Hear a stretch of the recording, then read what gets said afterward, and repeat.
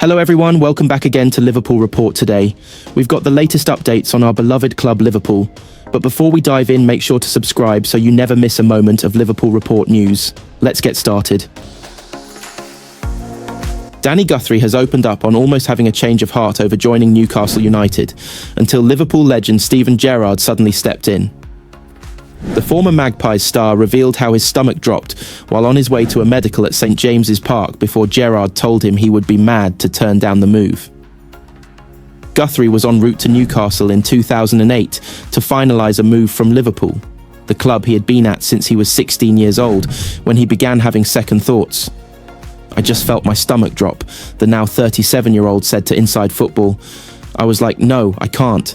I was at my dream club. I was at the best place in the world as far as I was concerned in terms of the team, and I was so proud to be a Liverpool player. It just hit me. I rang my agent and I said, look, I don't want to do this. I'm halfway up." And he said, "No, just have a look around the training ground and meet the manager." I said, "I really don't want to. I want to stay at Liverpool." He said, "Hold on. I'll call you back in a minute." The phone started ringing and it wasn't his number. It was Stevie G, and he said, "What's going on?" I went, "I'm driving up to Newcastle. They have accepted a bid." He said, "That's amazing." I was like, "I don't know." He said, "You're mad. That is a proper football club up there. Go up there, establish yourself as your own man, your own player. Go and be the man in someone else's team. Build that confidence. Establish yourself in the Premier League. You never know what the future holds, but don't be somebody who fizzles out at a big club." That was it. As soon as he put the phone down, I went, "Yeah, you're right," and I signed for Newcastle. Guthrie made just 7 appearances for Liverpool before he moved to St James's Park in 2008. He spent 4 seasons with the Magpies, making 104 appearances, as helped them secure promotion back to the Premier League in the 2009/2010 season. Following his time in the Northeast, Guthrie had stints at Reading, Fulham, Blackburn Rovers, Indonesian side Mitra Kukar, Walsall and Icelandic club Fram. Andy Robertson knew Arneslot was the man to replace Jurgen Klopp when the Dutchman challenged Liverpool's players to win the Premier League before a ball had been kicked in anger. The Reds were on a pre-season tour in the United States when Slot walked into the training ground in Pittsburgh to tell his squad that his number one aim was to eclipse Manchester City and Arsenal. Liverpool go into the Carabao Cup final looking to land the first piece of silverware of their manager's reign, just 5 days after their treble dream was ended by a cruel penalty shootout defeat by Paris Saint-Germain in the Champions League. But the Merseysiders are 15 points clear at the top of the Premier League after Slot refused to accept that his first season at Anfield would be one of consolidation. Robertson revealed, "When you're at a club like Liverpool, you can't afford a settling-in period. It's a massive club that expects to win trophies, and the manager was very clear on that from his first day. I remember his first meeting in America, and he basically said, 'We finished 3rd last season and the season before, but we now want to finish above the other 2. So, in his mind, it was clear that he was coming to win trophies. It wasn't like he'd be happy with the top 4. It remains to be seen whether we do win trophies, but he's put us in hell of a good place to try to achieve that.'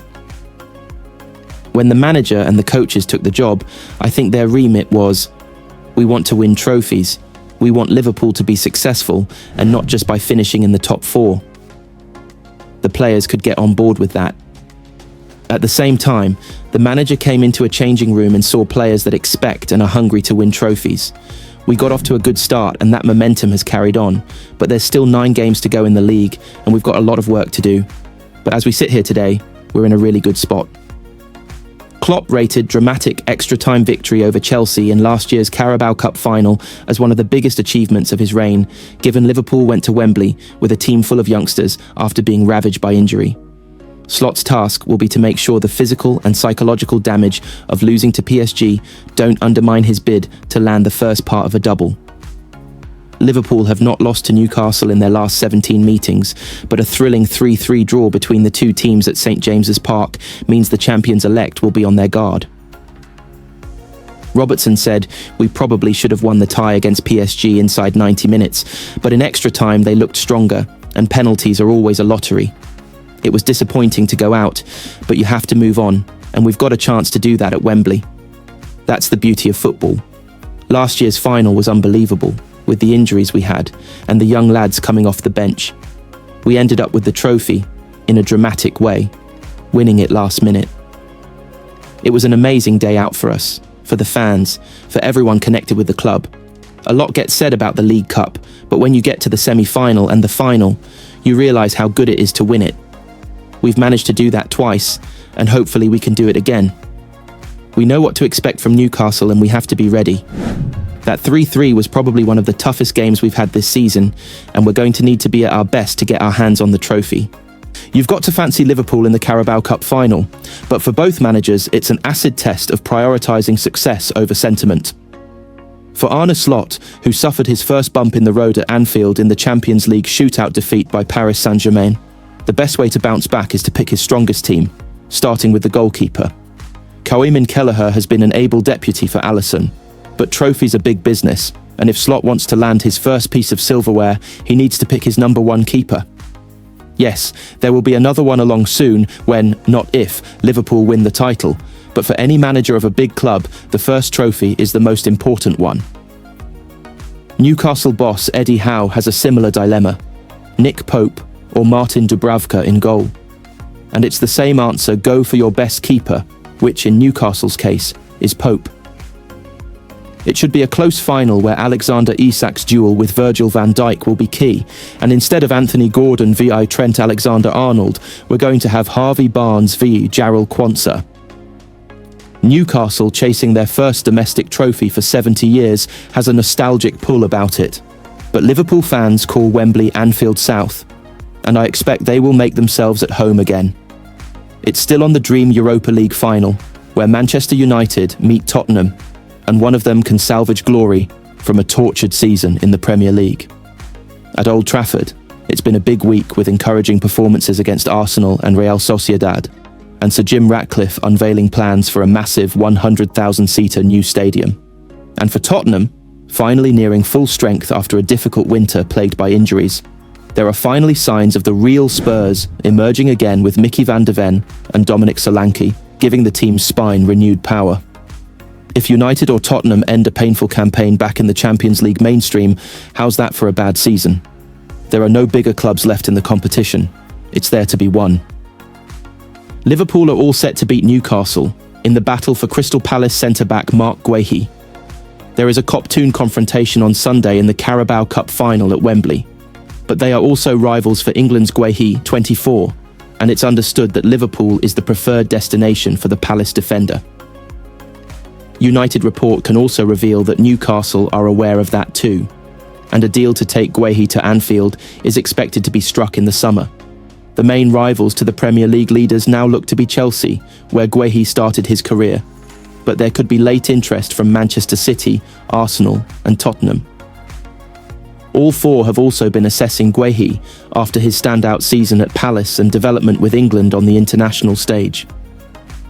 Liverpool, though, are favourites for cup success on Sunday and are also in pole position for Guehi, whose contract expires in June 2026. The 24-year-old could be a direct replacement for Virgil van Dijk, who confirmed in midweek that he doesn't know where he'll be playing his football next season. Van Dijk, like teammates Trent Alexander-Arnold and Mo Salah, has entered the final 3 months of his deal at Anfield. I have no idea. I still have no idea at the moment. Genuinely. I have no idea at the moment, Van Dijk said after Liverpool's Champions League exit in midweek. It is not on hold. Nothing on hold. There's just... I keep saying the same thing. Listen, there are 10 games to go, and that is my full focus. If there is news, you guys will know it. I don't even know myself. Everyone knows there are some conversations behind the scenes, but that is about it. At the moment, I don't even know what will happen next year. If anyone says they do know, they are lying to your face. Guehi made himself a regular for England last year, starring at the European Championship under Gareth Southgate. On Friday, he was included in Thomas Tuchel's first England squad ahead of their World Cup qualifying doubler-header against Albania and Latvia.